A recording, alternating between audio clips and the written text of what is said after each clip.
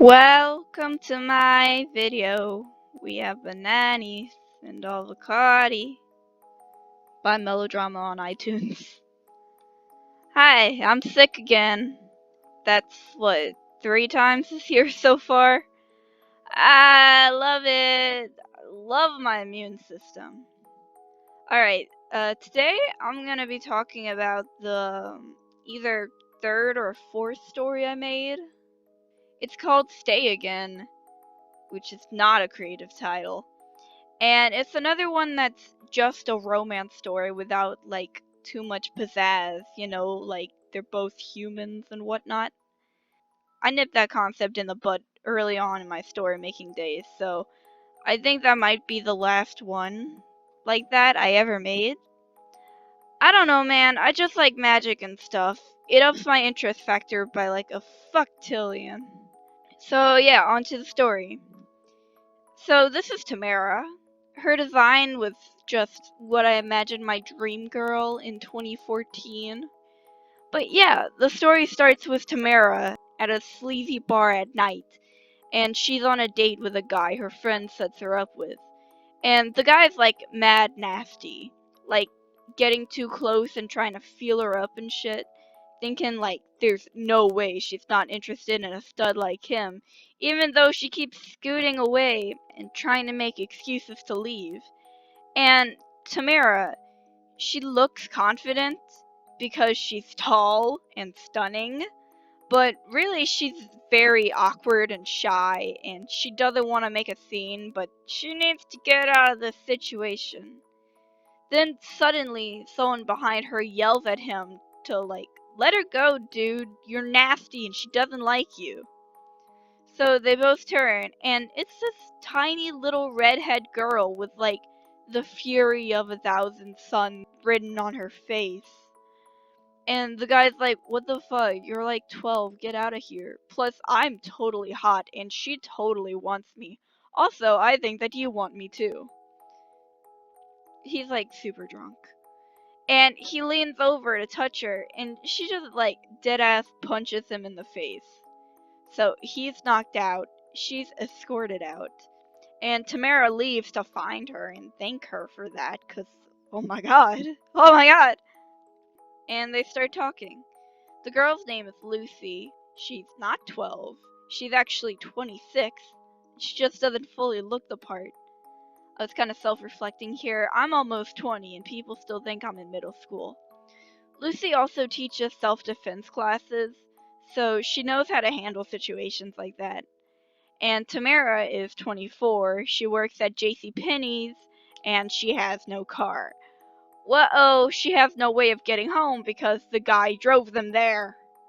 Luckily, Lucy actually lives walking distance and was on her way home from getting groceries and saw Tamara in trouble through the window. So she just left her groceries out there and hoped no one would steal them. Somehow that worked. Must not be New York. Ha! I've never been in New York. I don't know if this joke is relevant. Oh, where was I? So she tells Tamara that if she helps her carry the bags, then she's allowed to crash at her place. There's a fucking hair on my pop filter. So they do that.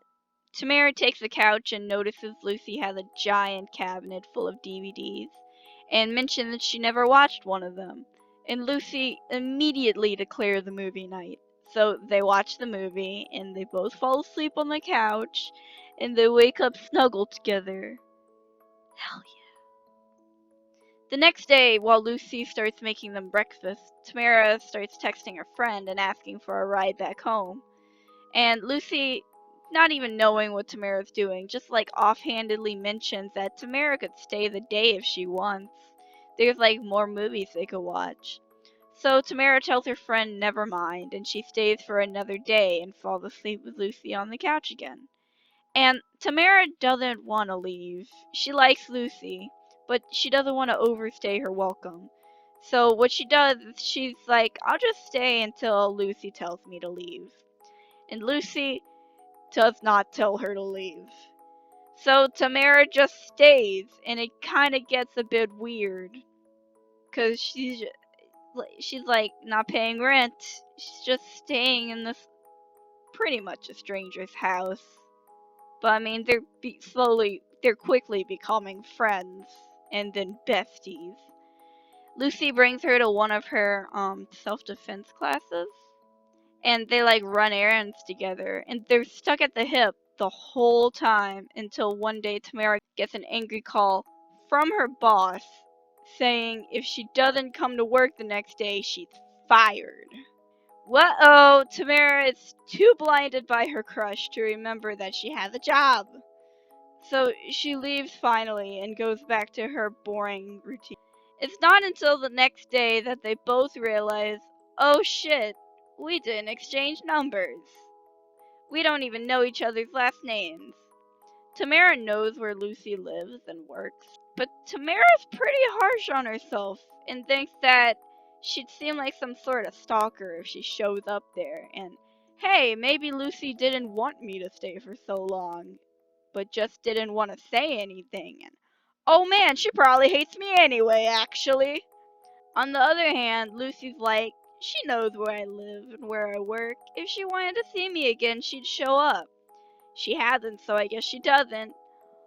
Oh no, what if she wanted to leave the whole time but was too uncomfortable to say it? And did I technically kidnap her? Oh no!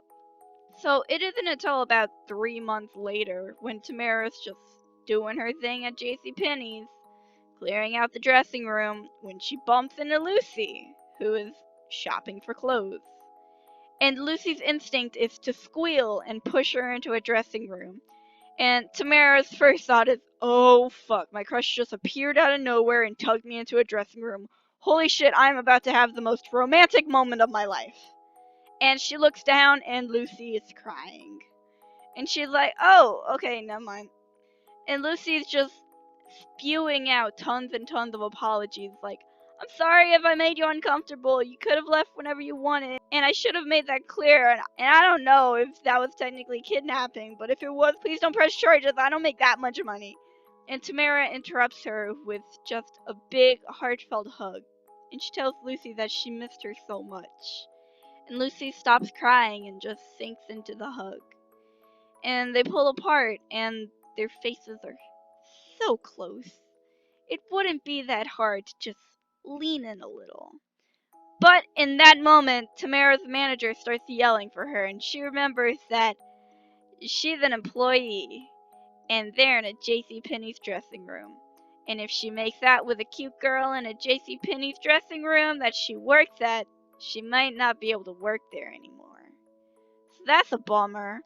And they pull away, and Tamara's like, well, I gotta get back to work. And Lucy's like, yeah, man, you do that. I'll go try on these clothes, actually. And Tamara's like, oh, that's so cool, man. You do that.